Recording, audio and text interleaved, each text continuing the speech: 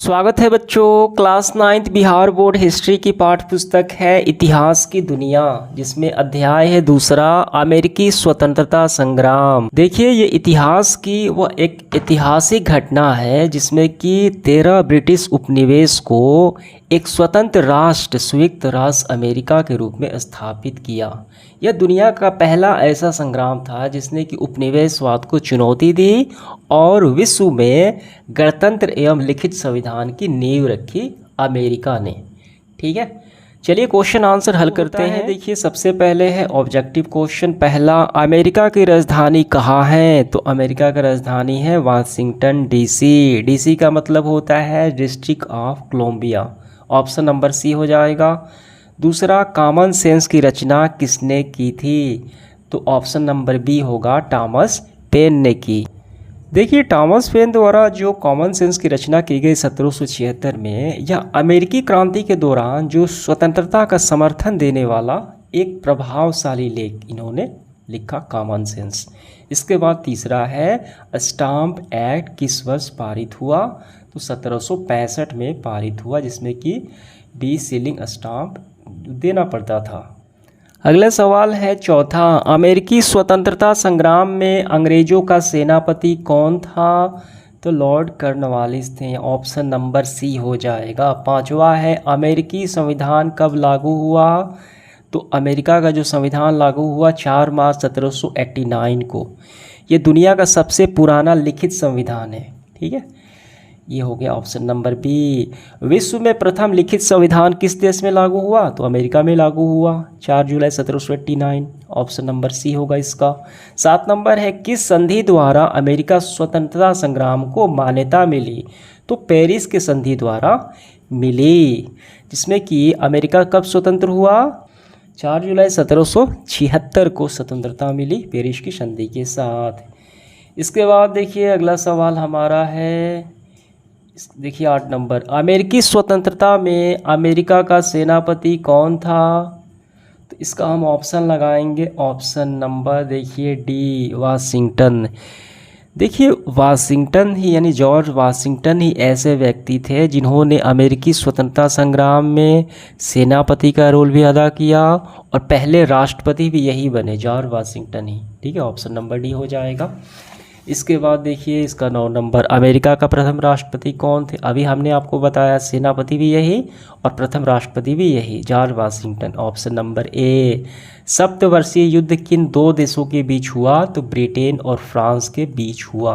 सप्तवर्षीय यानी 7 सालों तक, 1756 से 1763 ये अवधि है तक ये चला। Option number C. इसके बाद देखिए रिक्त स्थानों की पूर्ति करना है। पहला है लेजर फेयर का सिद्धांत डैश ने दिया? तो हम भरेंगे एडम स्मिथ। एडम स्मिथ देखिए एक स्कॉटलैंड के अर्थशास्त्री हैं जिन्हें आधुनिक के अर्थशास्त्र का जनक भी बोला जाता है। लेजर फेयर एक जो है ये फ्रांसीसी शब्द है। ठीक है, तो किसने दिया? एडम स्मिथ ने दिया। यहाँ पे भरना है। शक्ति के पृथक्करण का सिद्धांत डैश ने दिया? किसने दिया? मॉन्टेक्यू ने दिया। तो मॉन्टेक्यू भी फ्रांसीसी हैं। ठीक है, जो अपनी पुस्तक जो है द स्पिरिट्स ऑफ लॉज में इस सिद्धांत का सबसे पहले प्रतिपादन किया, शक्ति के पृथक्करण का सिद्धांत। ठीक, जो सरकार के शक्तियों को एक ही व्यक्ति या एक ही केंद्र करने के बजाय स्वतंत्र अंगों में विभाजित कर दिया गया, विधायिका, कार्यपालिका और न्यायपालिका। ठीक है, तो भरना है आपको सीधे तौर पे मॉन्टेक्यू यहाँ पे। इसके बाद तीसरा, सेनापति लिफायते डैश का रहने वाला था? तो ये फ्रांस का रहने वाला था। ठीक, इसके बाद चौथा, जॉर्ज तृतीय इंग्लैंड का शासक था? ये हो गया, हम भरेंगे चौथे में शासक। जॉर्ज तृतीय इंग्लैंड का ये हो गया चौथा। पांचवा देखिए, जो धर्मनिरपेक्ष राज्य की स्थापना सर्वप्रथम कहाँ हुई? यूएसए यानी अमेरिका में हुई, प्रथम गणतंत्र। ठीक है, प्रथम लिखित संविधान बना। 6 नंबर है नई दुनिया, जो अमेरिका, ध्यान देना है, नई दुनिया की खोज का पता किसने लगाया? तो कोलंबस ने लगाया। ठीक है, नाम दिया नई दुनिया। 7 नंबर है अमेरिका में अंग्रेजों के डैश उपनिवेश थे? कितने उपनिवेश रखे थे?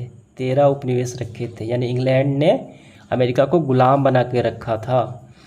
ठीक है, इसके बाद सर्वप्रथम आधुनिक गणतांत्रिक शासन की स्थापना जो हुई वो यूएसए में हुई, लोकतंत्र की स्थापना, और लिखित संविधान भी बना। हम भरेंगे यूएसए। 9 नंबर देखिए क्या है, अमेरिकी स्वतंत्रता संग्राम का तत्कालिक कारण है, तो ये हो गया बोस्टन टी पार्टी। देखिए जब आप पढ़ेंगे बोस्टन टी पार्टी के बारे में, तो ब्रिटिश सरकार ने अमेरिकी उपनिवेशों को चाय को कर लगा दिया था, ठीक है। तो प्रदर्शनकारी जो है एक बंदरगाह पर जो जहाज़ से आ रहे चाय की पेटियां समुद्र में फेंक दी थी, इसी कारण तनाव हो गया, तो बोस्टन टी पार्टी हो गया। 10 नंबर में देखिए क्या है हमारा, जो है राइट्स ऑफ मैन की रचना डैश ने की, तो राइट्स ऑफ मैन की रचना थॉमस पेन ने की, ठीक। तो ये हमने पूरा कर लिया, रिक्त स्थानों की पूर्ति कर। इसके बाद तीसरा है सही और गलत का चयन करना है। जॉर्ज वाशिंगटन अमेरिका के प्रथम प्रधानमंत्री थे, ये स्टेटमेंट बिल्कुल गलत है, वो राष्ट्रपति बने ना कि प्रधानमंत्री, ये गलत हो गया, क्रॉस लगाएंगे। दूसरा है अमेरिका यूरोप महादेश में स्थित है, ये भी स्टेटमेंट गलत है, अमेरिका उत्तरी अमेरिका में स्थित है, यानी नॉर्थ अमेरिका में ये महाद्वीप में स्थित है अमेरिका, ये भी गलत हो गया। तीसरा है अमेरिका स्वतंत्रता संग्राम के दौरान स्वाधीनता के पुत्र एवं पुत्री नामक संगठन का निर्माण हुआ था, बिल्कुल सही स्टेटमेंट है, ठीक है। ब्रिटिश के नीतियों का विरोध करने और उपनिवेशवासियों को एकजुट करने के लिए ये निर्माण हुआ था संगठन, ठीक है, सही है।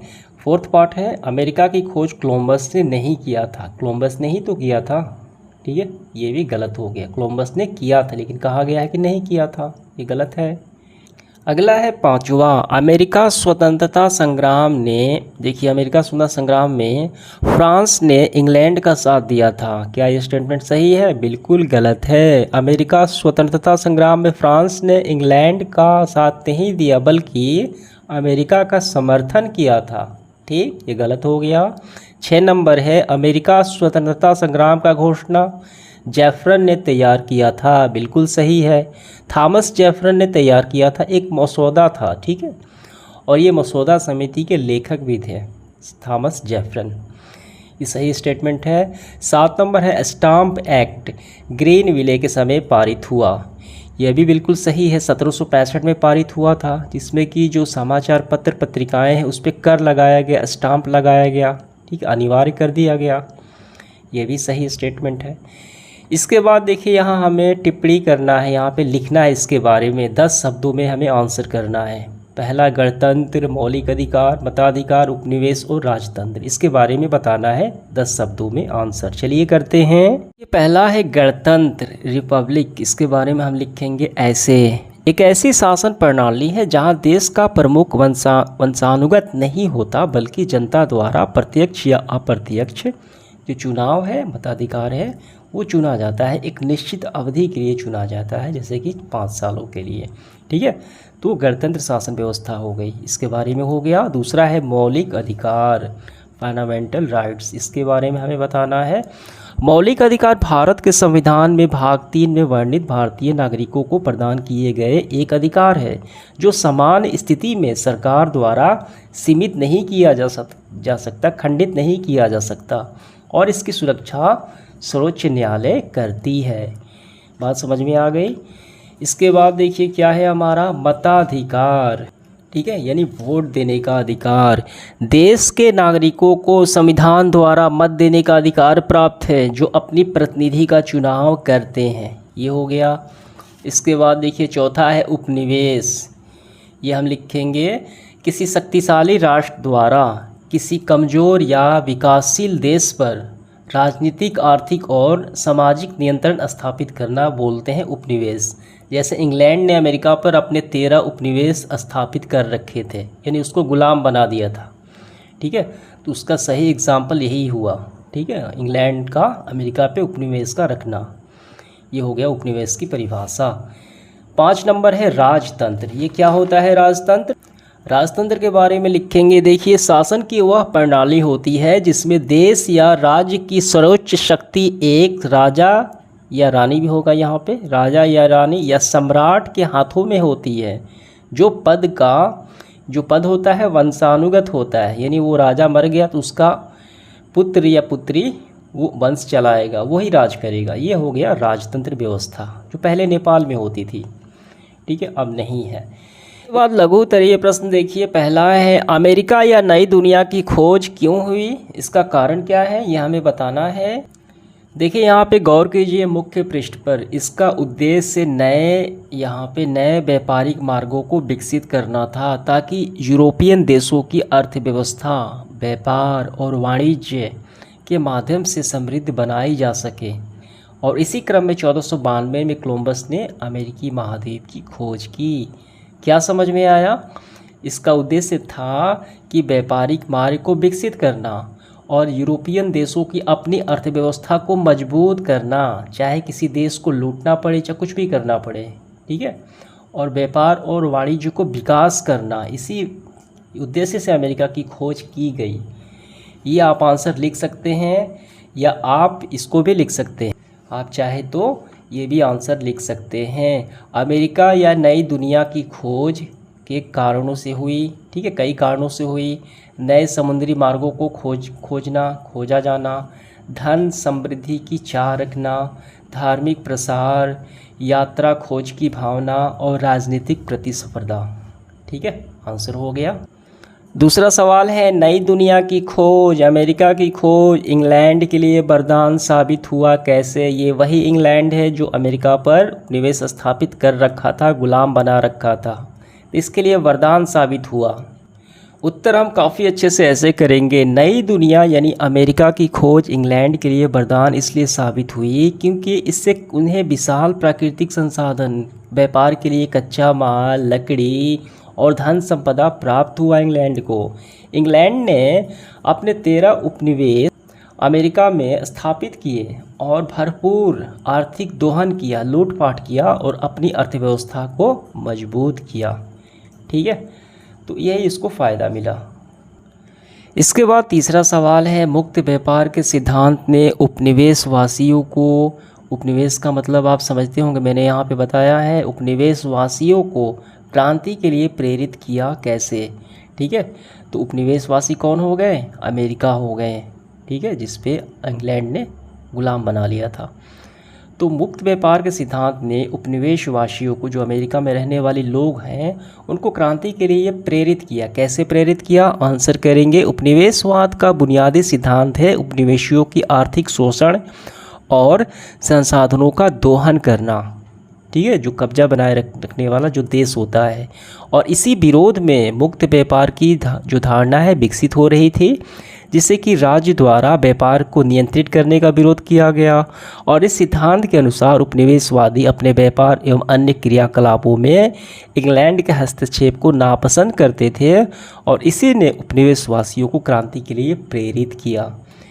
वो उनका शोषण कर रहे थे हर एक तरीके से, ठीक है। अगला सवाल है चौथा, अमेरिकी स्वतंत्रता संग्राम ने फ्रांस पर भी प्रभाव डाला कैसे? उत्तर हम यहाँ से करेंगे, फ्रांस पर अमेरिकी स्वतंत्रता संग्राम का व्यापक प्रभाव पड़ा। इस युद्ध में फ्रांस ने अमेरिका को आर्थिक और सैनिक सहायता दी, ठीक है, दी थी, और लिफायते के नेतृत्व में फ्रांसीसी सैनिकों ने इस युद्ध में भाग लिया था, ठीक है। और फिर यहाँ से आपको करना है वो लिखने के बाद, अमेरिका की सहायता करने से फ्रांस की अर्थव्यवस्था बिगड़ गई, सरकार दिवालियापन के कगार पे पहुँच गई, ठीक है, बस हो गया आंसर आपका। 5 नंबर है, क्या अमेरिकी स्वतंत्रता संग्राम के परिणामों ने औपनिवेशिक विश्व को प्रभावित किया? उत्तर लिखेंगे हाँ, अमेरिकी स्वतंत्रता संग्राम के परिणामों ने औपनिवेशिक दुनिया को प्रभाव में डाला। इस संग्राम ने विश्व भर अन्य उपनिवेशों में स्वतंत्रता, राष्ट्रवाद और लोकतंत्र की भावना जगाई और इसे सिद्ध किया कि एक शक्तिशाली साम्राज्य को भी जन क्रांति के माध्यम से चुनौती दी जा सकती है, ठीक है, आंसर हो गया हमारा। इसके बाद देखिए लॉन्ग क्वेश्चन आंसर है, पहला, अमेरिकी स्वतंत्रता संग्राम के 3 प्रमुख कारण की हमें विवेचना करनी है। चलिए लिखते हैं 3 कारण है, निम्नलिखित कारण। पहला कारण आपको लिखना है उपनिवेशों में राजनीतिक स्वायत्तता का अभाव, ये पूरा लिखना है आपको, ये लिखते हुए कम से कम यहाँ तक कर लेना है। दूसरा है भौगोलिक दूरी, इसको कम करने के लिए भी इस स्वतंत्रता संग्राम जो उपनिवेशवासियों को फ़ायदा मिला, ठीक है, तो ये आपको लिख लेना है। इसके बाद धार्मिक और सामाजिक कारण में यहाँ तक, और एक और आपत्तिजनक कर, ठीक, बस आपको 3 ही लिखना है, इम्पोर्टेंट ये रहा। और सबसे तत्कालिक कारण है ये रहा, ठीक है, बोस्टन चाय पार्टी, ये रहा, ठीक। तो इसके बारे में भी थोड़ा लिख सकते हैं। कुल मिलाकर आपको 3 ही करना है इसमें से। अगला सवाल है दूसरा, लोकतांत्रिक स्तर पर अमेरिकी स्वतंत्रता संग्राम ने विश्व को कैसे प्रभावित किया। देखिए इसका उत्तर ये रहा, लोकतांत्रिक स्तर पर इसका प्रभाव। पहला है 13 उपनिवेश स्थापित करना, दूसरा है प्रथम जनतंत्र की स्थापना, ठीक है। तो इसके बारे में थोड़े से आपको लिख लेना है। पहले में देखिए विश्व के मानचित्र पर नए राष्ट्र का उदय हुआ यहाँ तक, और दूसरे में आपको लिखना है कि जनतंत्रात्मक शासन व्यवस्था को अपनाया, बस यहीं तक।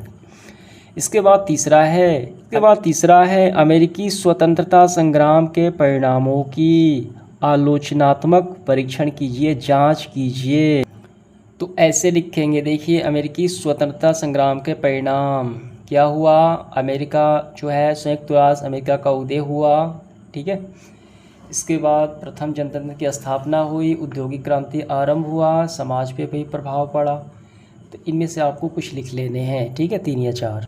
4 नंबर है अमेरिकी स्वतंत्रता संग्राम में अंग्रेज़ों के पराजय के क्या कारण थे, यानी इंग्लैंड के पराजय के क्या कारण थे। देखिए इसका आंसर ये रहा, इंग्लैंड का सफलता के कारण, ठीक है। तो आपको कम से कम 5 इसमें से कारण लिख लेना है। तो इस तरीके से आपका सेशन समाप्त हुआ। धन्यवाद।